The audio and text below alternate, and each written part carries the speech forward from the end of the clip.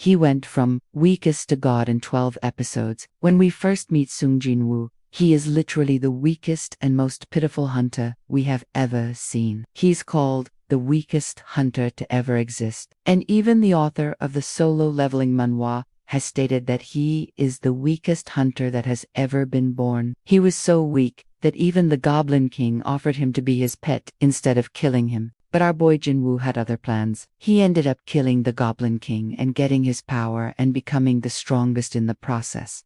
All this happened within the first 3 episodes, but things don't end there. In episode 4, he single-handedly defeats an entire army of shadows and earns the respect of the shadow soldiers who were controlling the city. From there on, he became the hero of the Republic of Korea and got appointed as the national representative of Korea for the upcoming International Hunter Conference. In episode 5, we learn about the existence of the player and the different gates that have appeared all over the world. The player is basically a game that only the strongest hunters are allowed to participate in. It consists of different dungeons, and each dungeon has its own unique reward. These rewards are called items, and they are coveted by every single hunter in the world, because these items are very powerful and can make your life much easier as a hunter. But it comes at a price, since the dungeons inside the player are extremely hard to clear. You need to be at the peak of your abilities to stand the slightest chance of clearing them. And guess who was the first to clear the S-rank dungeon?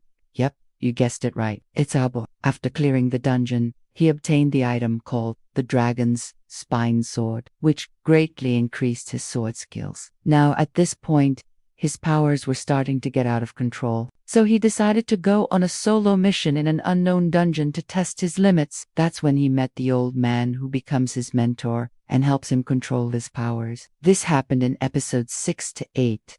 Then, in episode 9, we see that Jin-woo has grown tremendously and now poses a threat to the entire world because he is way too strong. Even the strongest item users fear him because he doesn't need any items to become stronger. His sheer strength and willpower are enough to defeat his opponents. And let's not forget his army of shadows that follows him everywhere. They are basically his dog army that can destroy anything in an instant. Now, after solving the issue of his uncontrolled powers, he goes on to save the world from the Ant Queen in episodes 10 to 12.